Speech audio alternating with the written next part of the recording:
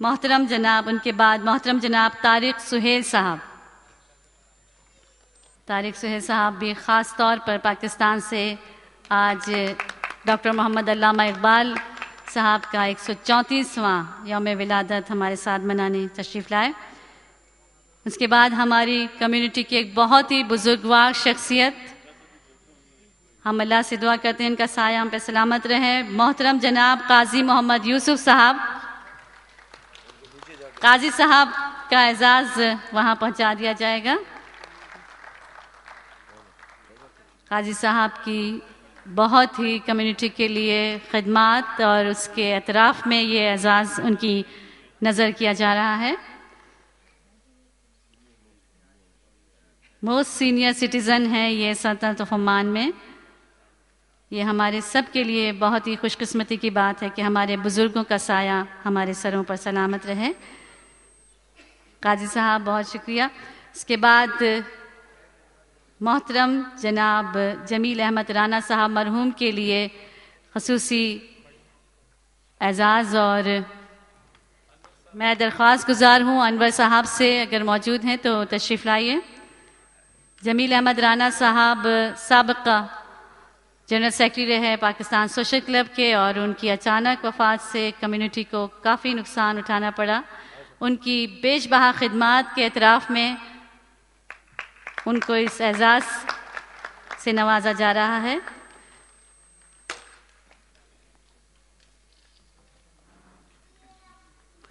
بہت شکریہ انور صاحب. اس کے بعد محترم جناب سہیل عمر صاحب ڈائریکٹر اقبال اکیڈمی لاہور، جو سارا آپ نے دیکھا یہاں کتب تقسیم کی گئی، بہت سارے بروشرز اور پورا یہ سامان اٹھا کے لاہور سے آئے ہیں لے کے آپ سب کے لیے جشن ولادت کے سلسلے میں. یہ ہم سب کے لیے بڑی خوش قسمتی. ان کے بعد ہیں محترم جناب بیرسٹر ولید اقبال صاحب، ڈاکٹر محمد علامہ اقبال صاحب کے پوتے. بہت ہی عمدہ والد صاحب کا انہوں نے پیغام پہنچایا، اور ساتھ ساتھ ان کی اپنی لیاقت اور ذہانت بھی یہاں پر ہم نے دیکھا اور سنا.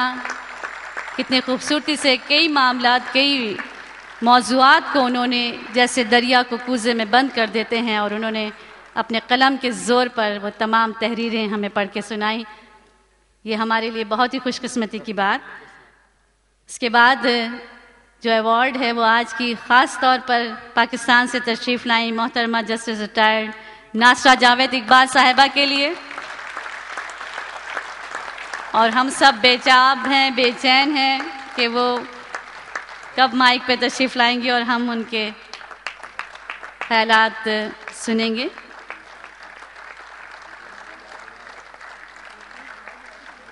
یہ ہم سب کے لیے بہت بڑا اعزاز کہ آج اس 134ویں یوم ولادت ڈاکٹر محمد علامہ اقبال کے اور ان کی فیملی ہمارے ساتھ، ان کا خاندان ہمارے ساتھ یہاں. اس کے بعد خصوصی یہاں پر ایوارڈ عزت مآب نواب زادہ امین اللہ خان رئیسانی سفیر پاکستان کے لیے مومنٹو. سفیر صاحب کو بہت تھوڑا عرصہ ہوا عمان میں، لیکن اس تھوڑے سے عرصے میں بھی انہوں نے اپنے لیے بہت سارے پاکستانی، بلکہ کہیں گے کہ بے شمار پاکستانی ان سے محبت کرتے ہیں، پیار کرتے ہیں، اور ہم یہ امید رکھتے ہیں کہ اسی طرح ان کی محبت اور شفقت ہمارے ساتھ رہے گی. اس کے بعد فضیلت مآب ڈاکٹر فاروق ستار صاحب وفاقی وزیر برائے سمندر پار پاکستانی خاص طور پر ہماری دعوت پر تشریف لائے، اپنے تمام دورے ملتوی کر کے، اور سمندر پار رہنے والے پاکستانیوں کے لیے یہاں پر خاص طور پر تشریف لائے. اور اس کے ساتھ ہی یہ اعزازات کی تقریب ختم ہوتی ہے، اور ہم شکریہ ادا کرتے ہیں مہمانوں کا. اور اس کے بعد میں دعوت دوں گی جناب سید سخاوت شاہ بخاری صاحب کو کہ وہ تشریف لائیں اور باقی کا پروگرام آپ کے ساتھ پیش کریں. خواتین و حضرات، اب آج کی اس تقریب کی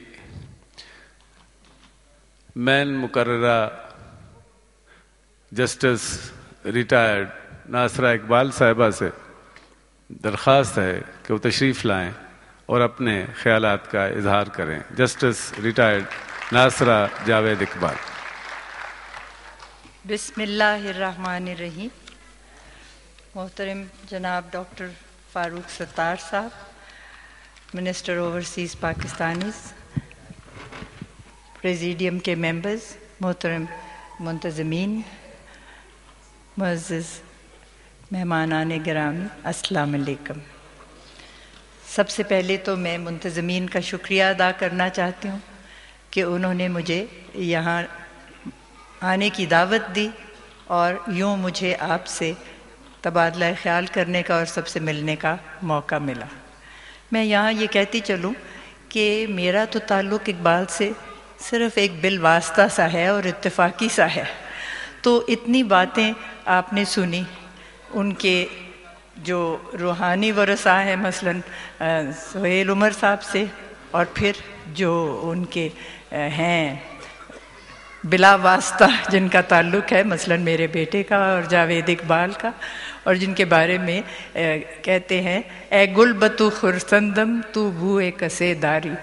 تو میں تو جو بات کہوں گی وہ کجا رام رام کجا ٹین ٹین، اور آپ یقیناً بہت سے جو یہاں موجود ہیں مہمانان گرامی، مجھ سے زیادہ آپ کو اقبال کے بارے میں علم بھی ہوگا.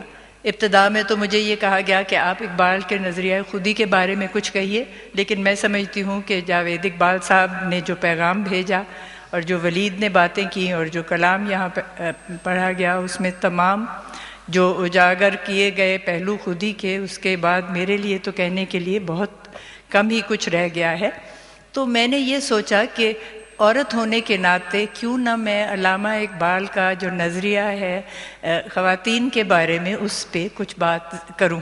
اور مجھے یہ بڑی خوشی ہے کہ یہاں ایک خاطر خواہ تعداد ہے خواتین کی، اور یہ ایک بڑی غلط فہمی ہے لوگوں کو کہ شاید علامہ اقبال جو ہیں وہ تعلیم نسواں اور آزادی نسواں کے حق میں شاید نہیں تھے، بلکہ ان کا عام طور پہ جو شعر پڑھا جاتا ہے وہ یہ ہے کہ وجود زن سے ہے تصویر کائنات میں رنگ.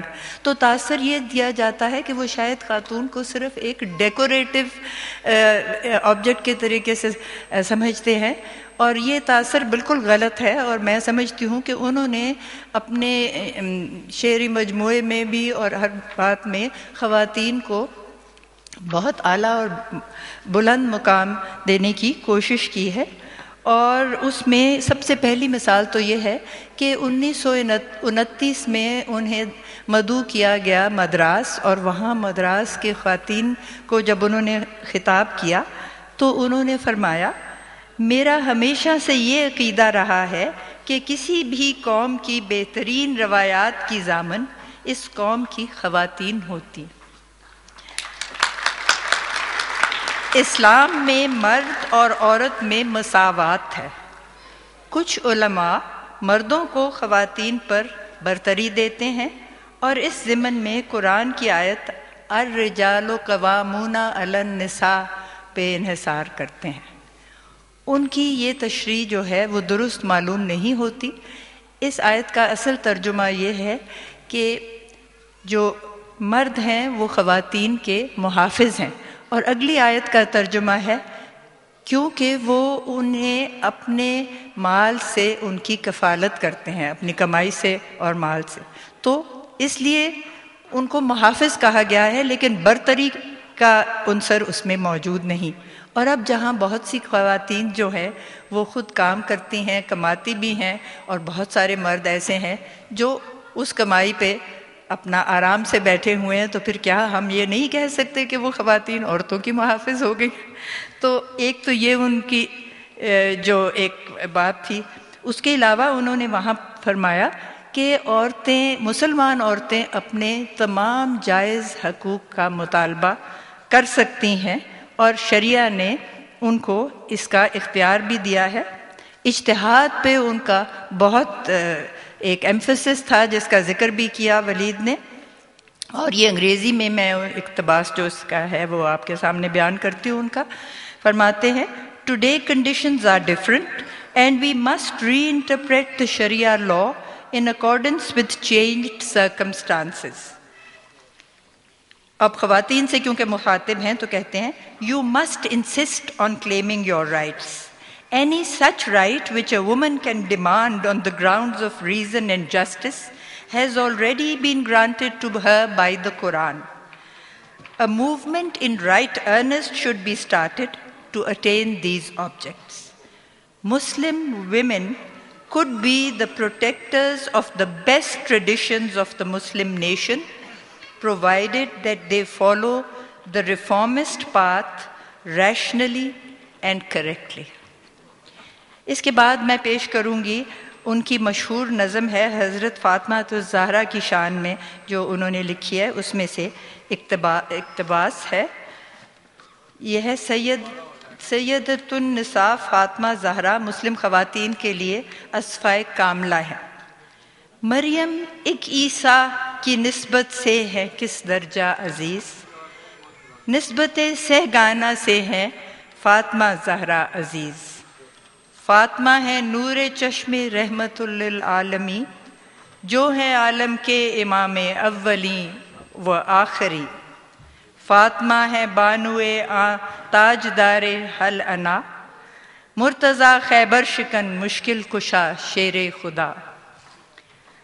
فاطمہ ہے مادر مرکز پرکار عشق، فاطمہ ہے مادر کارواں سالار عشق. زندگانی کی نوا میں سوز فیضان حسین، اہل حق کو حریت آموز ایکان حسین. مائیں فرزندوں کی سیرت کو نکھارا کرتی ہیں، خوبیاں صدق و صفا کی ان میں پیدا کرتی ہیں. مرضِ تسلیم کا لا ریب ہے حاصل بطول، ساری ماؤں کے لیے ہے اسوائے کامل بطول.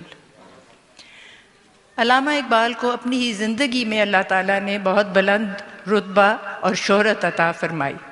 اس کی وجوہات کیا ہیں؟ سب سے پہلے تو یہ کہ علامہ اقبال ایک صحیح عاشق رسول تھے، اور شکوے کے آخر میں جہاں اللہ تعالیٰ مخاطب ہوتے ہیں مسلمانوں سے تو وہ فرماتے ہیں کہ محمد سے وفا تو نے تو ہم تیرے ہیں، یہ جہاں چیز ہے کیا لوح و قلم تیرے ہیں.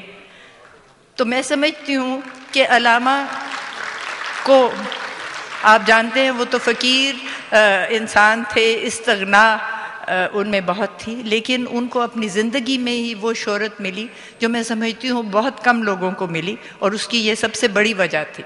اور یہ عشق رسول تک پہنچنے کے لیے انہوں نے جو تربیت حاصل کی وہ خود اس کا اعتراف کرتے ہیں کہ سب سے پہلی تربیت انہوں نے اپنی والدہ سے حاصل کی.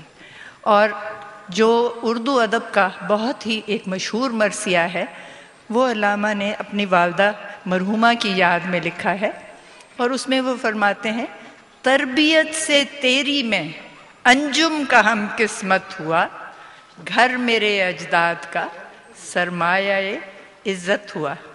تو ان کو اس بات کا احساس بھی تھا کہ وہ مقام انہوں نے اپنے لیے نہیں صرف لیکن اپنے تمام اجداد کے لیے بھی پایا، اور وہ والدہ کی تربیت سے. اور اسی لیے وہ فرماتے ہیں کہ اگر والدہ کی ہم صحیح عزت اور قدر کریں تو انشاءاللہ تمام مسلمان قوم اپنی منزل پا سکتی ہے. دوسرا جس کا اعتراف انہوں نے کیا وہ تھا مولانا سید میر حسن جو ان کے استاد تھے. اور شاید یہ بات آپ کو معلوم ہو، جب علامہ اقبال کو سر یا نائٹ کا خطاب حکومت برطانیہ نے دینے کے لیے ان کو تجویز دی تو پہلے تو یہ بات تھی کہ جی مسلمانوں کو لینا بھی چاہیے یا نہیں. تو سر سید احمد خان کا یہ تھا شروع سے خیال، اور انہوں نے علی گڑھ یونیورسٹی اسٹیبلش کی کہ ہم اپنے آپ کو انٹیگریٹ کریں اور علیحدہ مسلمان نہ ہوں باقی کمیونٹی سے. تو فیصلہ یہ ہوا کہ علامہ یہ قبول کریں گے نائٹ ہوڈ کا خطاب، لیکن انہوں نے پہلے یہ فرمایا کہ جب تک آپ میرے استاد کا اعتراف نہیں کریں گے تو میں یہ نہیں لے سکوں گا. تو پھر حکومت برطانیہ نے مولانا سید میر حسن کو خطاب دیا شمس العلماء، یعنی کہ عالموں کے سورج. اور میں سمجھتی ہوں کہ جو استاد کی قدر علامہ نے اور جو ماں کی قدر انہوں نے ہمیں سکھائی، اگر ہم انہی دو چیزوں پہ قائم رہیں تو انشاءاللہ ہم کبھی اپنے راستے سے بھٹک نہیں سکتے۔ اب ایک عملی میں آپ کو واقعہ بتاؤں کہ کیسے وہ عورتوں کے حقوق کے بارے میں ہر وقت سوچتے تھے۔ آپ محمد دین تاثیر کے نام سے تو واقف ہوں گے، علامہ اقبال کے گہرے دوست بھی تھے اور ایک بہت بڑے انٹلیکچوئل تھے اور وائس چانسلر بھی رہے۔ تو ان کی جب شادی ہوئی تو علامہ اقبال نے ان کا نکاح نامہ جو تھا وہ تحریر کیا، تو اس میں یہ ایک میں سمجھتی ہوں شاید پہلی باری تھی یا بہت کم ہی واقعات ایسے ہوں گے کہ جو طلاق کا حق ہے وہ تفویض کیا گیا دلہن کو، کرسٹبل جارج کو، جو اب تو جو نکاح نامے ہمارے یہاں چھپتے ہیں مسلم فیملی لاز آرڈیننس کے تحت، وہ اس کا پہلا یہ نمونہ تھا کہ ان کو برابر کے حقوق دیے گئے تاکہ ان کو یہ محسوس نہ ہو کہ ان پہ ایسی پابندی ہے جو ان کے شوہر پہ نہیں۔ اور وہ محمد دین تاثیر کا انہوں نے ساتھ تمام عمر بھی دیا، بلکہ ان کا نوجوان عمر میں ان کا انتقال ہو گیا، تو پھر بھی وہ کبھی پاکستان سے نہیں گئیں، یہیں وہ آخر تک رہیں اور اپنے بچوں کی پرورش کی۔ اب تھوڑا سا ذکر خودی کا ضرور کروں، حالانکہ میں سمجھتی ہوں جاوید اقبال صاحب نے اور ولید نے جو ہے وہ بہت اچھی طرح اس کے بارے میں وضاحت کی، لیکن اس لیے کہ علامہ اقبال کے کلام میں خودی کا ذکر بارہا آتا ہے، اور جیسے ابھی ولید نے بتایا اقبال کے نزدیک خودی جو ہے وہ خود سری نہیں بلکہ خود شناسی ہے، اور اس خودی کا سرچشمہ اللہ تعالیٰ کی ذات ہے۔ اللہ تعالیٰ نے انسان میں اپنی روح پھونکی اور انسان سے تخلیقی عمل کی توقع رکھتا ہے۔ انسان میں تخلیقی صلاحیت کا ایک پہلو یہ ہے کہ ہر زمانے میں اجتہاد کے ذریعے اسلام کو ایک دین کے طور پر، متحرک دین کے طور پر اور مکمل ضابطۂ حیات کے طور پر قائم رکھے، اور یہ ہم تمام جو مسلمان ہیں ان کی ذمہ داری ہے۔ فرماتے ہیں یہ موج نفس کیا ہے؟ تلوار ہے۔ خودی کیا ہے؟ تلوار کی دھار ہے۔ خودی کیا ہے؟ راز درون حیات۔ خودی کیا ہے؟ بیداری کائنات۔ اندھیرے اجالے میں ہے تابناک، منو تو میں پیدا، منو تو سے پاک۔ ازل اس کے پیچھے، ابد سامنے، نہ حد اس کے پیچھے، نہ حد سامنے۔ تجسس کی راہیں بدلتی ہوئی، دمادم نگاہیں بدلتی ہوئی۔ خودی کا نشیمن تیرے دل میں ہے، فلک جس طرح آنکھ کے دل میں ہے۔ تو ان کا یہی ارشاد ہے کہ ہم سب کے دل میں خودی کا عنصر موجود ہے، اس کو اجاگر کرنا ہمارا کام ہے۔ یہ ہماری ماؤں کی تربیت، ہمارے اساتذہ کی تربیت کی وجہ سے ہے۔ پھر فرماتے ہیں خودی کی جلوتوں میں مصطفائی، خودی کی خلوتوں میں کبریائی، زمین و آسمان و کرسی و عرش، خودی کی زد میں ہے ساری خدائی۔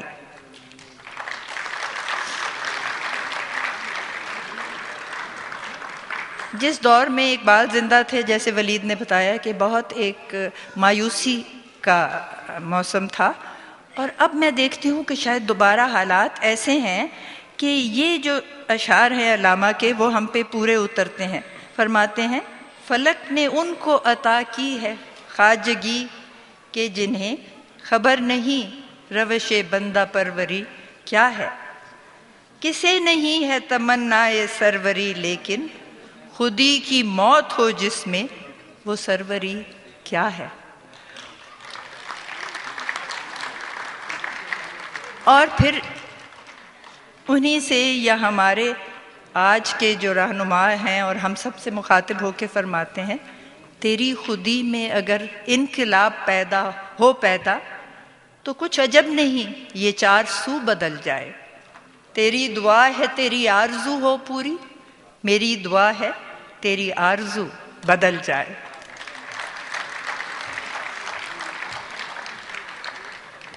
اس وقت اس دور میں جب تمام امت مسلمہ بالعموم اور ہمارا ملک پاکستان بالخصوص بہت ساری مصیبتوں میں گھرا ہوا ہے، تو علامہ اقبال کا پیغام اپنے شاہینوں کے لیے ہے۔ نوجوانوں کو وہ ہمیشہ مخاطب ہوتے ہیں اپنے کلام میں، بلکہ جب جاوید سے بات کرتے ہیں تو وہ کہتے ہیں خطاب بجاوید سخن بنیاد نو، کہ نئی نسل کو یہ میرا پیغام ہے۔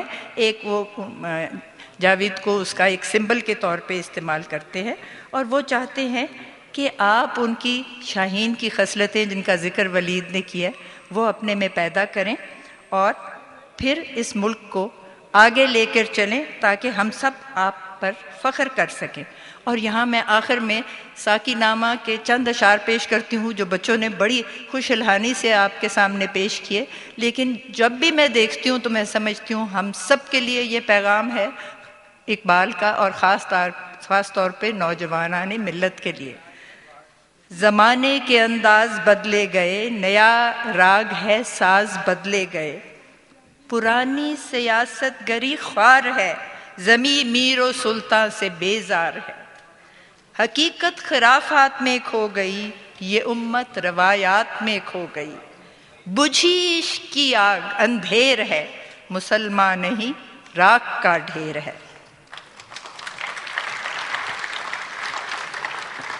مجھے عشق کے پر لگا کر اڑا، میری خاک جگنو بنا کر اڑا، خرد کو غلامی سے آزاد کر، جوانوں کو پیروں کا استاد کر، جوانوں کو سوزے جگر بخش دے، میرا عشق میری نظر بخش دے، میرے دیدہ تر کی بے خوابیاں، میرے دل کی پوشیدہ بے تابیاں، امنگیں میری آرزوئیں میری، امیدیں میری جستجوئیں میری، یہی کچھ ہے ساقی متاع فقیر، اسی سے فقیری میں ہوں میں امیر، میرے قافلے میں لٹا دے اسے، لٹا دے ٹھکانے لگا دے اسے۔ بہت شکریہ۔ بہت شکریہ جسٹس ریٹائرڈ ناصرہ جاوید اقبال صاحبہ۔ خواتین و حضرات، آپ نے خانوادہ اقبال کے خیالات ملاحظہ کیے۔ اب میں آج کی اس تقریب کے مہمان خصوصی وفاقی وزیر برائے سمندر پار پاکستانی جناب ڈاکٹر فاروق ستار صاحب سے درخواست گزار ہوں کہ وہ تشریف لائیں اور ہمیں بتائیں کہ ایک سیاستدان علامہ اقبال کو کس نظر سے دیکھتا ہے۔ ڈاکٹر فاروق ستار۔ محترم ولید اقبال، جناب سہیل عمر صاحب، آفتاب گیلانی بھائی اور محترم سخاوت علی بخاری صاحب، دیگر مہمانان گرامی، خواتین و حضرات، سمندر پار پاکستانیوں، پیارے بچوں، نوجوانوں، السلام علیکم۔ سب سے پہلے تو میں آج کے پروگرام کے آرگنائزرز کا شکریہ ادا کرتا ہوں کہ انہوں نے اتنے اہم موقع پر مجھے آپ سے بات کرنے کا موقع دیا، اور میرے لیے تو ویسے بھی اس محفل میں آنا، اس تقریب میں آنا، جو عظیم فلسفی، عظیم مفکر، شاعر مشرق، مصور پاکستان حضرت علامہ اقبال کی یاد میں منعقد کی جا رہی ہو، میرے لیے تو اس تقریب میں ایک سامع کے طور پر بھی شریک ہونا باعث سعادت بھی ہے اور باعث صد افتخار بھی ہے۔ میں آپ کا دل کی گہرائیوں سے مشکور ہوں۔ اور محترمہ ناصرہ جاوید اقبال صاحبہ نے، محترم ولید اقبال، سہیل عمر نے، پرویز خان نے جن جذبات کا یہاں اظہار کیا، مجھے خواہ مخواہی مہمان خصوصی کے طور پر آخر میں آپ نے بلایا اور یہ زحمت دی کہ میں جو سمندر یا دریا یہاں پر آپ کے سامنے حضرت علامہ اقبال کے فکر و فلسفے کا آپ کے سامنے قائم کیا گیا اسے کوزے میں بند کروں. مجھے پتا ہے کہ تقریب 5 بجے شروع ہونی تھی، تقریب بہت تاخیر سے شروع ہوئی. آپ بہت دیر سے یہاں تشریف رکھتے ہیں اور کم سے کم لفظوں میں اپنا معافی الضمیر آپ تک پہنچا دوں. میں ولید کی ایک بات سے یا جاوید اقبال صاحب نے جو پیغام دیا فکر اور عمل کے امتزاج کا، جس کے لیے نیلسن مینڈیلا نے بھی یہ کہا کہ action without vision is like a day dream and vision without action is like a pass time. تو اس کا مطلب یہ ہے کہ کسی بھی امکان کو ممکنات میں تبدیل کرنا ہو تو اس کے لیے ایکشن اور ویژن کو آپ کو ملانا ہوگا.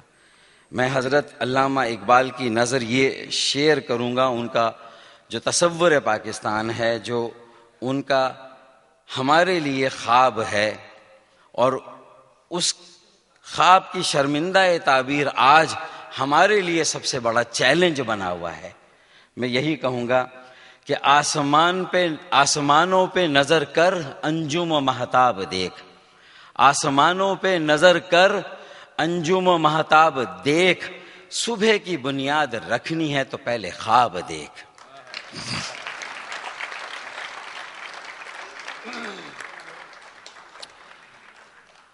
تصور پاکستان کیا ہے، نظریہ پاکستان کیا ہے، قائد اعظم محمد علی جناح کا پاکستان کیا ہے، علامہ اقبال کا پاکستان کیا ہے.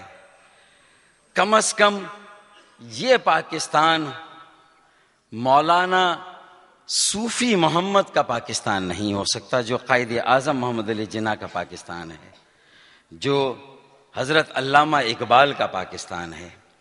کم از کم یہ پاکستان مولانا فضل اللہ کا پاکستان نہیں ہو سکتا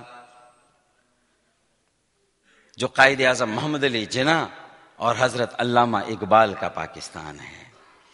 کیونکہ میرا یہ یقین ہے، میرا یہ ایمان ہے کہ ایک مہذب، فلاحی اور جمہوری پاکستان ہی قائد اعظم محمد علی جناح کا اور حضرت علامہ اقبال کا پاکستان ہو سکتا ہے. اس سے کم پر پاکستان کے 18 کروڑ عوام کسی اور پاکستان پر کوئی سمجھوتا نہیں کریں گے، کوئی کمپرومائز نہیں کریں گے. انہیں اگر ہمیں لوٹانا ہوگا، انہیں اگر ہمیں دینا ہوگا تو قائد اعظم محمد علی جناح اور علامہ اقبال کا ایک مہذب، فلاحی اور جمہوری پاکستان دینا ہوگا. ایک ایسا پاکستان جہاں پر سوچ اور فکر کا سلسلہ جاری و ساری رہے، جہاں پر تجسس قائم رہے، تجسس باقی رہے، اور بالکل اسی طرح جو 64 سالوں سے صورتحال اور ایک ایڈہاکزم اور اسٹیٹس کو پاکستان میں قائم ہے. میں صرف یہ کہنا چاہوں گا کہ حضرت علامہ اقبال نے ہمیں یہ سکھایا کہ کس طرح نیوٹن نے جب سیب درخت سے اس کی گود میں گرا تو اس نے یہ سوچنا شروع کیا کہ یہ سیب آسمان سے زمین کی طرف کیوں گرا، یہ زمین سے آسمان کی طرف یا اوپر سے اور اوپر کی طرف کیوں نہیں گیا. یہ سوچنے کا عمل، فکر و فلسفے کا عمل، یہ حضرت علامہ اقبال نے ہمیں سکھایا. یہ پاکستان بھی نیوٹن کے سیب کی طرح جو ہے وہ ہمیں ملا تھا، اور ہم نے یہ تجسس کرنے کی بجائے کہ یہ پاکستان کے اغراض و مقاصد کیا ہے، اس کے قیام کا مقصد کیا ہے، یہ سوچنے کی بجائے نیوٹن کی جو سنت تھی اس کے برعکس ہم نے اس سیب کو اٹھایا اور اسے اپنے کپڑوں سے پونچھا اور صاف کیا اور اپنے اوپر اور نیچے کے دانتوں میں دبا کر کھانا شروع کر دیا.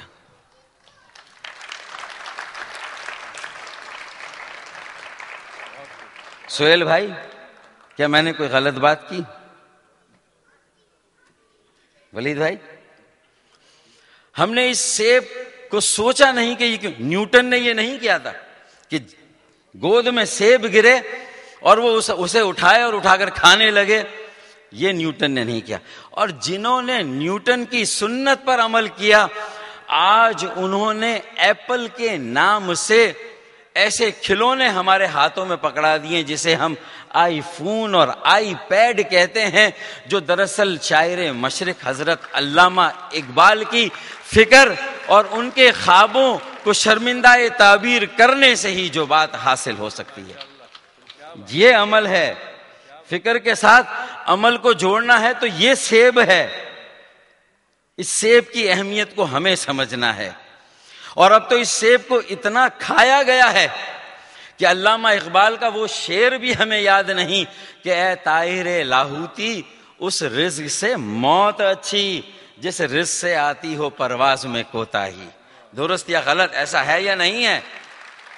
اور ہماری کتنی ہی پارلیمنٹ آئیں، کتنی ہی پارلیمنٹ چلی گئیں، ہم ایک مہذب فلاحی جمہوری پاکستان کی بات کرتے ہیں، لیکن 64 سالوں میں ہم احتساب کا کوئی بل پاکستان کی قوم اور عوام کو نہیں دے سکے جس سے کہ امیروں کا احتساب بھی اسی طریقے سے ہو جس طرح سے غریبوں کا احتساب ہوتا ہے.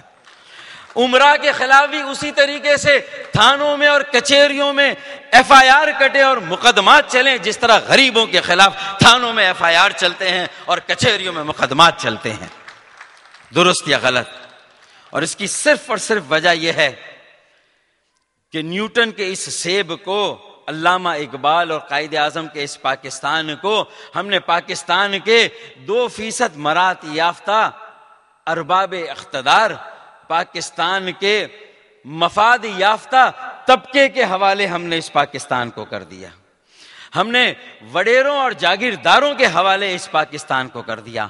ہم نے بڑے بڑے سرمایہ داروں کے حوالے اس پاکستان کو کر دیا. ہم نے موروثی سیاست کرنے والے 500 خاندانوں کے حوالے پاکستان کو کر دیا، جنہوں نے پاکستان کو اتنا تقسیم کیا کہ آج یہ 500 راجواڑوں کا پاکستان کہلاتا ہے. آج یہ 500 خاندانوں اور 500 خانوادوں کا پاکستان کہلاتا ہے. درست یا غلط؟ ایسا ہے یا نہیں ہے؟ آج ہم نے آج جو کچھ کیا، علامہ اقبال نے تو ہم سے یہ کہا تھا کہ جس کھیت سے دہقاں کو میسر نہ ہو روٹی، جس کھیت سے دہقاں کو میسر نہ ہو روٹی، اس کھیت کے ہر خوشائے گندم کو جلا دو. ہے یا نہیں یہ بات؟ کہی تھی نہیں کہی تھی؟ آج امیر اور غریب میں فرق بڑھتا ہی چلا جا رہا ہے. آج ہم پاکستان کو کوئی قابل قبول لینڈ ریفارمز نہیں دے سکے. ہم کسانوں، ہاریوں، دہی ماؤں اور بہنوں کو عزت کے ساتھ روزگار حاصل کرنے کا کوئی ذریعہ اور زمین کا ٹکڑا نہیں دے سکے. آج مائکرو فائننس ہمارا اپنا، پرویز خان نے یہاں کہا تھا کہ یہ چمن آدھا ہمیں گوارا نہیں یا قبول نہیں، یہی بات کہی تھی پرویز خان نے. اور وہ آدھا چمن جو ہم سے الگ ہوا، اس کا روپیہ جب تک وہ ہمارے ساتھ تھا اسے ہم اس کے ٹکے کو 2 ٹکے کے برابر سمجھتے تھے. درست یا غلط؟ بنگالی بھائیوں کو چورن بیچنے والا، محلوں اور گلیوں میں مچھلی بیچنے والا ایک معمولی انسان سمجھتے تھے. آج وہی بنگالی، آج وہی سابقہ مشرقی پاکستان اور آج کا وہی بنگلہ دیش اور آج کا بنگلہ دیش کا وہی ٹکا ڈالر کی آنکھوں میں آنکھیں ڈال کر بات کرتا ہے اور علامہ اقبال کی خودی کی منہ بولتی اور زندہ مثال بنا ہوا وہاں بیٹھ کر ہمارا منہ چڑھاتا ہے. درست یا غلط؟ ایسا ہے یا نہیں ہے؟ آج بنگلہ دیش کا ٹکا ڈالر کی آنکھوں میں آنکھیں ڈال کر بات کرتا ہے اور آج ہمارا روپیہ ڈالر کے آگے آداب تسلیمات بجا بجا کر اپنی پیشانی کو اپنے گھٹنوں سے لگا چکا ہے. مسئلہ کیا ہے؟ مریض عشق پر رحمت خدا کی، مرض بڑھتا گیا جوں جوں دوا کی. مالش کو تبدیل کرنے کی ضرورت ہے. علاج کہ طریقے کو بدلنے کی ضرورت ہے. یہ دیکھنے کی ضرورت ہے کہ علامہ اقبال نے تو کہا تھا کہ نہیں تیرا نشیمن قصر سلطانی کے گنبد پر، نہیں تیرا نشیمن قصر سلطانی کے گنبد پر، تو شاہی ہے بسیرا کر پہاڑوں کی چٹانوں پر. اور جس نے اس نظریے، اس سوچ، اس فلسفے اور اس فکر پر عمل کیا، انہوں نے نہ صرف چٹانوں پر بسیرا کیا، عمان چٹانوں پر بسیرا کرنے کی منہ بولتی مثال ہے جہاں پر آپ رہ رہے ہیں، ہے یا نہیں ہے؟ یہاں کا سلطان معظم صاحب جلالہ قابوس بن سعید السعید، وہ نہ صرف چٹانوں پر رہتا ہے، صحراؤں کو اس نے گلستانوں میں بدل دیا ہے. اس نے نہ صرف چٹانوں پر بسر کیا بلکہ اس نے اپنے قصر سلطانی کو بھی جو ہے وہ چٹانوں پر بسیرا کرنا سکھایا. درست، یعنی وہ قصر سلطانی میں بھی رہا اور اس نے شاہین کی صفت اختیار کر کے اپنے پورے قصر سلطانی کو اٹھا کر جو ہے وہ چٹانوں پر اس کا بسیرا کر دیا. یہ ویژن کی بات ہے، یہ فکر کی بات ہے، یہ خواب کی بات ہے. پھر اس کی تعبیر کے لیے جد و جہد کرنے کی بات ہے، اس کے لیے کوشش کرنے کی بات ہے، اور یہ جذبہ اختیار کرنے کی بات ہے. جو کبھی کبھی 65 کی جنگ ہو تو ہمارے اندر وہ جذبہ آ جاتا ہے. ایک ہمارے درمیان یہ کبھی کبھی یہ ایپیڈیمک یا وبا آتی ہے جسے حب الوطنی کہتے ہیں. یہ وبا ایپیڈیمک ہے، کبھی کبھی آتی ہے. یہ سیلاب کے موقع پر آتی ہے، زلزلے کے موقع پر آتی ہے. اسے مسلسل اور مستقل ہونا چاہیے کہ ہم نے رکھے ہی نہیں کچے گھڑے پانی میں، ہم نے رکھے ہی نہیں کچے گھڑے پانی میں، بس تیرا نام لیا اور کود پڑے پانی میں. یہ جذبہ ہونا چاہیے ملک اور قوم کو آگے بڑھانے کا، رہنمائی کرنے کا. اور یہ کوئی مشکل کام نہیں ہے.